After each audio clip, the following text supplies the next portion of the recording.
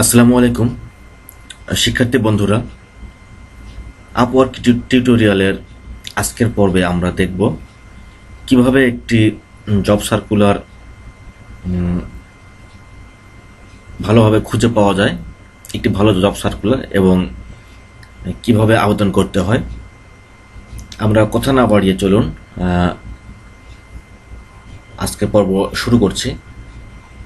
তো আমরা শুরুতেই ডাটা এন্ট্রি যে ক্যাটাগরিটি আমাদের সিলেক্ট করা আছে সেটিতে ক্লিক করব। যে আমাদের যে চুজ করা ক্যাটাগরি, সেই চুজ করা তিনটি ক্যাটাগরি এখানে শো করছে। আমরা প্রোফাইল তৈরি করার সময় যে তিনটি ক্যাটাগরি চুজ করে দিয়েছিলাম। আমরা যদি ডাটা এন্ট্রিতে ক্লিক করি এখানে আমাদের ক্যাটাগরিতে, তাহলে আমাদের সামনে নতুন একটি পেজ এসে হাজির হবে এবং আমরা এখান থেকে দেখে নিব যে আমাদের যোগ্যতা অনুযায়ী কোন কাজটিতে আমরা আবেদন করতে পারি। দেখুন এখানে আমাদের যে গত পর্বে যে ভিডিওটি আমরা দেখিয়েছিলাম, সেখানে আমরা দেখেছিলাম যে এখানে ক্লায়েন্টের পাশে যে স্কোয়ার যে বক্সটি আছে, রেক্ট্যাঙ্গেল যে বক্সটি, সেখানে মাউস রাখলেই শো করে যে পেমেন্ট মেথড নট ভেরিফাইড। কিন্তু আমরা এখন দেখতে পাচ্ছি যে আমাদের জব সার্কুলারে এখানে একটি লেখা আসছে payment method verified, $8,819 total spend, 260 total job posting এবং 242 জনকে ইতিমধ্যে হায়ার করেছে। ঠিক এরপরে যে জবটি আমরা দেখছি এখানেও সেই পেমেন্ট মেথড ভেরিফাইড, অর্থাৎ এখানে ডলার চিহ্ন আপনারা দেখতে পাচ্ছেন। এই ডলার চিহ্ন থাকার অর্থ হচ্ছে পেমেন্ট মেথডটি ভেরিফাই করা, এবং যে সবুজ অংশটি আপনারা দেখবেন, অর্থাৎ তিনি ইতিমধ্যে এখানে আপওয়ার্কে তার ইনভেস্ট করা শুরু করেছেন, অর্থাৎ তিনি ডলার খরচ করতে শুরু করেছেন। কোনোটি দেখবেন যেহেতু কম, কোনোটি একটু বেশি। বেশি অর্থ হচ্ছে তিনি অনেক টাকা খরচ করেছেন এর মধ্যে। যতগুলো জব সার্কুলার তিনি দিয়েছেন তার আনুপাতিক হারে তিনি কত খরচ করেছেন। তো ধরুন আমরা চেষ্টা করছি একটি ভালো জব সার্কুলার খুঁজে বের করে সেখানে আবেদন করতে। তো এখানে দেখুন আবার একটি জব সার্কুলার আছে যেখানে শো করছে যে নিউ এবং কোনো স্টার নাই, অর্থাৎ এইটির জন্য আমরা কখনো আবেদন করব না, যেটি আমরা গত পর্বে বলেছিলাম। আমাদের জন্য ভালো একটি জব সার্কুলার হতে পারে, যেমন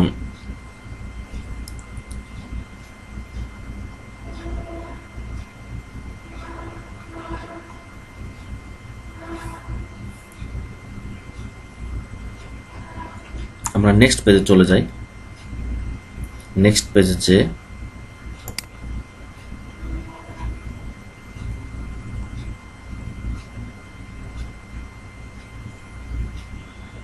এখানে দেখুন একটি জব শো করছে যে Excel data entry from hand written notes on PDF. কিন্তু এটি আমরা দেখতে পাচ্ছি যে ফিক্সড প্রাইস জব। আমরা এতক্ষণ দেখেছিলাম যে আওয়ারলি। তো আমরা আওয়ারলি এবং ফিক্সড প্রাইস জবের সম্পর্কে ইন্ট্রোডাকশনে আমরা আগেই জেনেছি যে আওয়ারলি হচ্ছে প্রতি ঘন্টায় আপনার টাকা আপনার অ্যাকাউন্টে জমা হবে, আর ফিক্সড প্রাইস হচ্ছে আপনি কাজ শেষে পুরো টাকাটা পাবেন। তো আমরা আজকে একটি আওয়ারলি জবের জন্য অ্যাপ্লাই করব। সুতরাং আমাদেরকে খুঁজে বের করতে হবে একটি ভালো আওয়ারলি জবের একটি সার্কুলার খোঁজ করে বের করতে হবে। আমরা পরপর দুইটি পেজ, 1 এবং 2 পেজে পেলাম না, সেক্ষেত্রে আমাদেরকে তৃতীয় পেজে চলে যেতে হচ্ছে।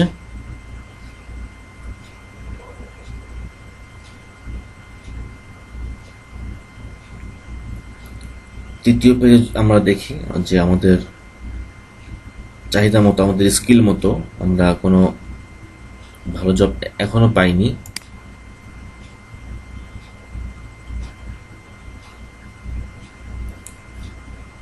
এইখানে এটি দেখুন, এই যে ডাটা এন্ট্রি একটি জব সার্কুলার, এবং তার ক্লায়েন্টের পেমেন্ট মেথডটা ভেরিফাই করা আছে, এবং তিনি অনেক বড় ক্লায়েন্ট এখানকার, মোটামুটি $13,770 খরচ করেছেন ইতিমধ্যে, এবং স্কিল চাচ্ছে হচ্ছে শুধু মাইক্রোসফট এক্সেল। আমরা এই সার্কুলারটি ওপেন করি, রাইট ক্লিক করে জব টাইটেলের উপর রাইট ক্লিক করে open link in new tab. আমাদের সামনে এখন জব সার্কুলারটি ওপেন হবে। আমরা এখান থেকে দেখতে পাচ্ছি যে এখানে তেমন কোনো কন্ডিশন নাই, কিন্তু এই জবের জন্য ইতিমধ্যে 266 জন আবেদন করে ফেলেছে। ক্লায়েন্ট খরচ করেছে ওভার $10,000, যার আওয়ারলি রেট ছিল অ্যাভারেজ 5.82। তো দেখুন এনার এই ক্লায়েন্টের যে জব হিস্টোরি, সেখানে উনি মোটামুটি ভার্চুয়াল অ্যাসিস্ট্যান্ট ম্যানেজার, এখানে 5.56 পেমেন্ট দিচ্ছে। এখানে রিসার্চ অ্যাডমিনিস্ট্রেশন এটি 3.06, রিসার্চ অ্যাডমিনিস্ট্রেশন এটি 3.06, অর্থাৎ আপনাকে $3 দিয়ে আবেদন করতে হবে এখানে। তার বেশি দিলে হয়তো আপনি কাজটি পাওয়ার সম্ভাবনা থাকবে না। তো এই পর্যায়ে আমাদেরকে আবেদন করতে হবে। আবেদন করার জন্য আমরা চলে যাব এখানে, এই ডান পাশে সাবমিট এ প্রপোজালে ক্লিক করব। ফলে আমাদের সামনে অ্যাপ্লাই করার জন্য একটি পেজ আসবে।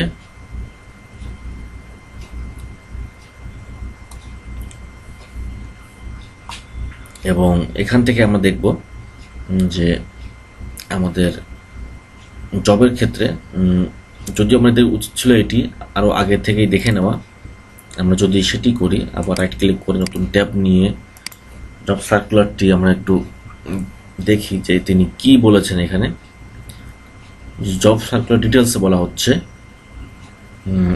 Job search for email address, copy and paste to Excel list and sort them alphabetically and rid of duplicate। অর্থাৎ এখানে ইমেল অ্যাড্রেস সার্চ করতে হবে এবং কপি পেস্ট করতে হবে এক্সেলে, এবং সেটিকে অ্যালফাবেটিক্যালি অ্যাসেন্ডিং করে ফেলতে হবে। অর্থাৎ এখানে শর্ট বলা হয়েছে, অর্থাৎ অ্যাসেন্ডিং বা ডিসেন্ডিং এভাবে করতে হবে, এবং ডুপ্লিকেট কোনো এন্ট্রি থাকলে সেটিকে রিমুভ করতে হবে, এই ধরনের। তো আমরা এই জবের জন্য অ্যাপ্লাই করতে পারি। এবং এখানে দেখুন বলা হচ্ছে যে এন্ট্রি লেভেল, উনি বলছেন যে I am looking for freelancer with the lowest rates, উনি কম পেমেন্টের লোক চান। এবং জবটি দেখুন যে আওয়ারলি জব, এবং বলা হচ্ছে যে less than 30 hours per week, উনি সপ্তাহে 30 ঘন্টার নিচে কাজ করাবেন, এবং 3 থেকে 6 মাস এই কাজটি, এই প্রজেক্টটি চলতে পারে। এখানে উল্লেখ করা থাকলে যে তেমন চলবে এমন কোনো বাধ্যবাধকতা নেই, এটি একটি এস্টিমেটেড ক্লায়েন্টের। সে কারণে আমি সাধারণত যেটা করি যে একটু লং টাইম জবের জন্য অ্যাপ্লাই করি। যদিও আগে যখন শুরু করেছিলাম তখন ছোটোখাটো জবের জন্য অ্যাপ্লাই করতাম, যেমন 1 সপ্তাহের কমে বা 1 দিন বা 2 দিনের যেগুলো ছিল সেখানে অ্যাপ্লাই করতাম। এখন চেষ্টা করি যে লং টাইম যে জবগুলো সেখানে অ্যাপ্লাই করার, কারণ লং টাইম একটি জব পেলে আপনি যখন একটি কাজ শিখবেন সেই কাজটা অনেক লম্বা সময় ধরে আপনি করতে পারবেন। এরপরে আরেকটি বিষয় আপনাদেরকে এখান থেকে জানিয়ে দেখাই যে এই জবে অ্যাপ্লাই করতে গেলে বলা হচ্ছে যে required connects to submit A proposal to available connects 60, অর্থাৎ এই জবের জন্য অ্যাপ্লাই করতে গেলে আপনার 2 কানেক্টস খরচ হবে। আপনার এখন 60 কানেক্ট অ্যাভেলেবেল আছে, সুতরাং আমরা এখন এই জবের জন্য অ্যাপ্লাই করব। আমরা ইতিমধ্যে সাবমিট এ প্রপোজালে ক্লিক করেছিলাম এবং তারপরে এই পেজটি আমাদের সামনে আসছিল। আমরা এখান থেকেও দেখতে পাচ্ছি যে কানেক্টস রিকোয়ার্ড 2 কানেক্টস, এবং আমাদের অ্যাপ্লাই করার পরে 58 কানেক্টস থাকবে, এবং বলা হচ্ছে যে your connects reset on September 3, আনইউজ connects will role over with limits. অর্থাৎ আপনার সেপ্টেম্বরের 3 তারিখে আপনার যে কানেক্টসগুলো আবার রিসেট হবে, অর্থাৎ 3 তারিখে আপনি আবার নতুন করে 60 কানেক্টস পেয়ে যাবেন, এবং আর যে কানেক্টসগুলো আপনার ইউজ করা হবে না সেগুলো আপনি আগে সামনে যে কানেক্টসগুলো পাবেন 60 তার সঙ্গে মিশে যাবে, অর্থাৎ আপনি 60 কানেক্টসে পাবেন, আপনি 60 জায়গায় আপনি 70 বা 80 কানেক্টস আপনি পাবেন না। তো আমরা এখানে আমাদের প্রপোজালের জন্য আমাদের যে রিকোয়ারমেন্ট বিট দিচ্ছি, আমরা এখানে $3 আমাদের প্রোফাইলে যেটি ছিল সেটি থাকলো। আমরা এখন যদি এখানে লিখি, লেখার আগে এখান থেকে আমরা একটু কপি করে নিয়ে আসি যে আমাদের এখানে কি বলছে জবের সার্কুলারটি, এখানে কপি করে রেখে আমরা দেখে দেখে একটুই করব যে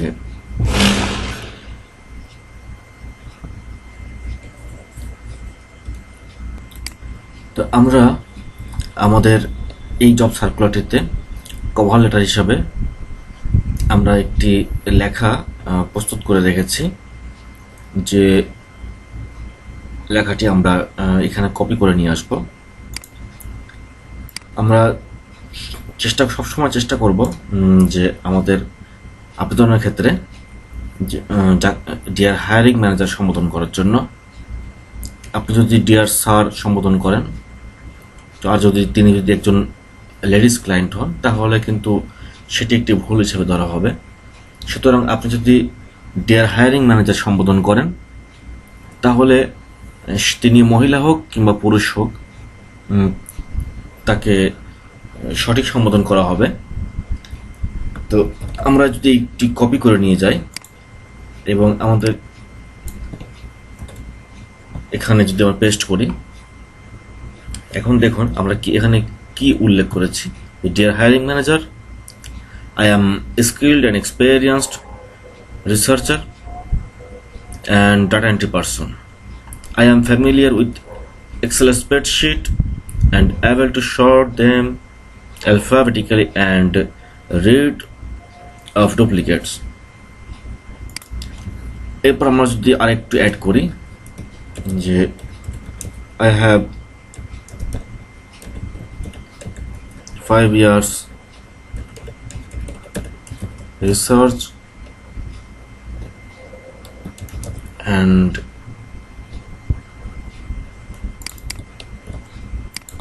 Excel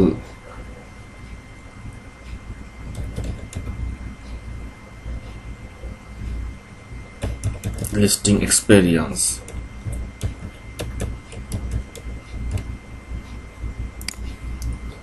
এরপর আমরা লিখলাম যে একটি গ্যাপ দিয়ে যে if you consider me for this project, I will try to my level best. I look forward to hearing from you. Regards, Lucky. তো এভাবে আপনারা শুধুমাত্র যতটুকু প্রয়োজন ততটুকুই আপনি অ্যাড করবেন। আপনি হতে পারে যে আপনি MS ওয়ার্ড জানেন, আপনি গ্রাফিক ডিজাইন জানেন, আপনি ওয়ার্ডপ্রেস জানেন ডাটা এন্ট্রি করতে, আপনি প্রোডাক্ট লিস্টিং জানেন, আপনার জেনকার্ট, ওপেন কার্ট, ভলিউশন, মেজেন্টো, দ্রুপাল, জুমলা, নানান ধরনের আপনার কাজ জানা আছে। তো আপনার জানা থাকলেই আপনি সবগুলো লিখবেন, এটি কিন্তু মোটেও সমীচীন হবে না। কারণ ক্লায়েন্টের জব সার্কুলার দেখেন, সে কিন্তু খুব শর্ট একটি সার্কুলার এখানে সে ডিসক্রিপশন লিখছে। আপনাকেও তার মতো শর্ট লেখার চেষ্টা করতে হবে, কারণ তার হাতে এতটা লং সময় নেই যে আপনার লম্বা একটি ফর্দ সে পড়বে। তাকে শুধুমাত্র জিস্ট, অর্থাৎ আপনার যে মূল জায়গাটুকু আপনি তাকে উল্লেখ করে দিবেন, যেন সে দেখলেই বুঝতে পারে যে আপনি তার এই কাজটি করার মতো যোগ্য কি না, এবং আপনি আসল কথাটুকু লিখতে পারলে আপনার জব যে সাবমিশনটি অর্থাৎ আপনার প্রপোজালটি ক্লায়েন্টের জন্য দেখতে সুবিধা হবে। তো এই কারণে আমরা এই যে একটু বড় করেছিলাম, আমরা চেষ্টা করব যে এটিকে আর একটু ছোট করে দেওয়ার জন্য, এবং এখানে সবসময় লিখবেন রিগার্ডস দিবেন, কারণ আপনি যদি থ্যাংক ইউ দেন সেক্ষেত্রে আপনি তার সমমান হওয়া বা সমকক্ষ হওয়ার মতো বিষয়টি কখনো সামনে আনবেন না। আপনি তার কাছে বিনয়ী থাকবেন সবসময়, এবং ক্লায়েন্টদেরকে যে কোনো সময় কথা বলতে প্লিজ শব্দটি উচ্চারণ করবেন, লিখবেন, এতে ক্লায়েন্ট খুশি হবে আরও। এরপরে কভার লেটার দেওয়ার পর আমাদেরকে যদি কোনো এমন প্রয়োজন হতো যে কোনো অ্যাটাচ কোনো ফাইল দেওয়া প্রয়োজন হতো, অর্থাৎ ক্লায়েন্ট যদি বলতো যে ইতিপূর্বে তুমি কোনো কাজ করে থাকলে তার একটি ডকুমেন্ট আমাকে দাও বা দেখাও, তাহলে আপনি সেই ফাইলটি হয়তো এখানে কপি আপনি ব্রাউজ করে অ্যাটাচ করে দিতেন। তাহলে ক্লায়েন্ট সেই ফাইলটি দেখে হয়তো তিনি বুঝতেন যে আপনি কতটুকু কাজ করেছেন। যেহেতু সে চায়নি, অতএব আপনি এটি দিবেন না, কারণ যা চায়নি আপনি তা করবেন না, যা করতে বলেনি আপনি তা করবেন না। সুতরাং আমাদেরকে এ পর্যায়ে অ্যাকসেপ্ট অ্যান্ড সাবমিট এ প্রপোজালে ক্লিক করতে হবে, এবং এখানে সাবমিটিং শো করছে, অর্থাৎ সাবমিট হচ্ছে। সাবমিট হয়ে গেল, দেখুন এখানে proposal submitted for data entry. এখন আপনাদের এখানে আপনারা দেখতে পাচ্ছেন যে সিমিলার কিছু জব এখানে শো করছে। তো এই হচ্ছে মূলত আপনার জবের জন্য অ্যাপ্লাই করা। আমরা আরও কয়েকটি পর্বে আরও কয়েকটি অ্যাপ্লাই করার শিখব।